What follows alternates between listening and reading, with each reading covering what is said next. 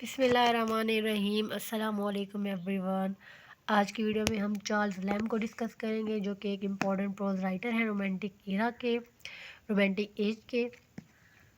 Charles lamb was born in 1775 and died in 1834। Charles lamb 1775 में पैदा हुए थे और 1834 में उनकी डेथ हुई थी।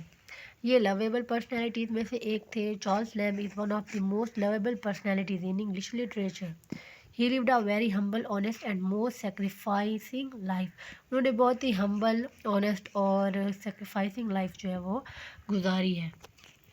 उन्होंने कभी शादी नहीं की थी। चार्ल्स लैम्ब ने he never married but devoted himself to the care of his sister Mary. उन्होंने कभी शादी नहीं की थी, लेकिन उन्होंने अपनी पूरी तवज्जो और पूरी केयर जो थी अपने सिस्टर मैरी को दी थी। 10 ईयर्स ही सीनियर, जो कि उनसे 10 साल बड़ी थी, who was subject to mental fitness, और मेंटली जो थी वो बीमार थी। इस वजह से उनकी केयर करने के लिए उन्होंने अपनी सारी ज़िंदगी अपनी बहन मैरी की केयर करने के लिए डिवोट कर दी।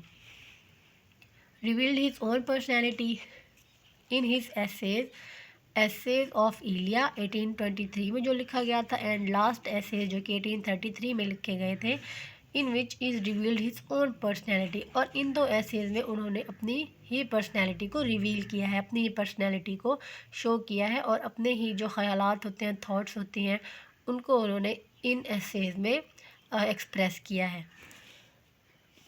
इन these essays he talks ultimately to the readers about himself. और इन तमाम एसेज में, जो दो essay of Elia and last essays, इनमें उन्होंने सिर्फ और सिर्फ अपने बारे में बात की है।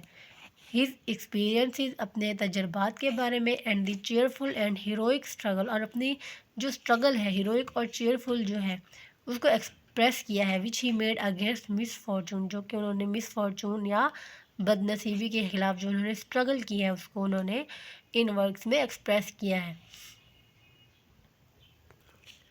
अब हम कंपेयर करते हैं इनको वर्ड्सवर्थ के साथ। Unlike Wordsworth who was interested in natural surroundings, और वर्ड्सवर्थ जो कि नेचुरल सराउंडिंग्स में इंटरेस्टेड थे, एंड शर्न्ड सोसाइटी, और सोसाइटी में इंटरेस्टेड थे, लोगों के बारे में, कॉमन पीपल के बारे में वर्ड्सवर्थ ज़्यादा लिखते थे, और नेचर के बारे में भी।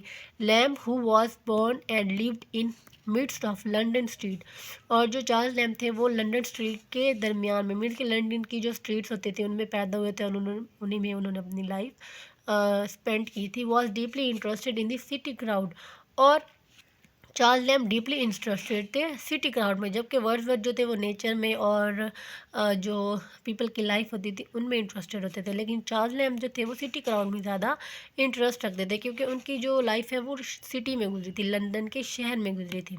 इट्स प्लेजर्स एंड ऑक्यूपेशन, और वो चार्ल्स लैम्ब जो शहर की प्लेजर्स होते हैं और जो पेशे होते हैं, ऑक्यूपेशन होते हैं, काम होते हैं, उनसे हमें ज़्यादा इंटरेस्ट रखते थे।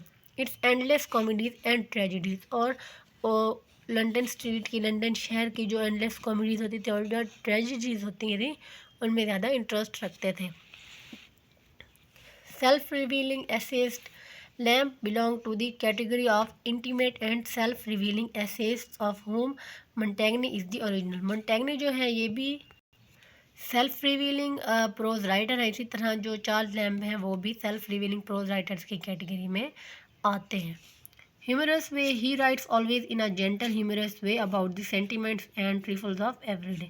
और चार्ल्स लैम्ब हमेशा ह्यूमरस और मज़ाहिया अंदाज में ही जो रोज़मर्रा ज़िंदगी के जो सेंटिमेंट्स होते थे, जज्बात होते और जो ट्रिफल्स होते थे, यानी मामूलात ज़िंदगी जो होते थे, उनको एक ह्यूमरस और मज़ाहिया और जेंटल वे में एक्सप्रेस करते थे अपने वर्क्स के अंदर।